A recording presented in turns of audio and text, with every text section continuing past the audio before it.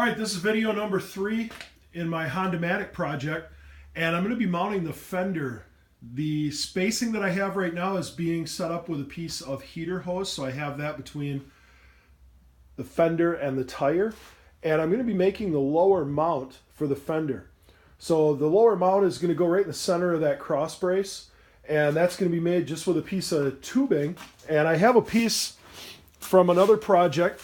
So this has a fish mouth in it already, and I'm going to be cutting this off, and that will end up sliding up in. This will have a piece of solid stock up inside of it that'll be tack welded in there, and that will have a hole drilled through it, and that'll be threaded for the lower mounting bolt. So I need to get this dimension here.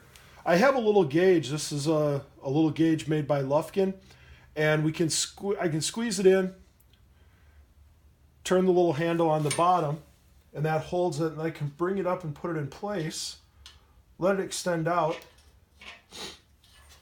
and that will give me that dimension. Now I want to go a little smaller than that, so it's at 1 5/8 inches. When I cut my spacer, I'll cut that spacer at 1.5 inches. So I'll go from the inside of the fish mouth and 1.5 inches. And I do that because I like to run a rubber washer between the spacer or the mount and the fender.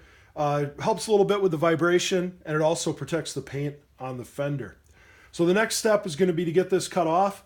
I'll go ahead and square it up in the lathe, and then that'll be ready to put the slug in with the threaded hole, and then I can get my hole marked on my fender. So I'll show that in the next process.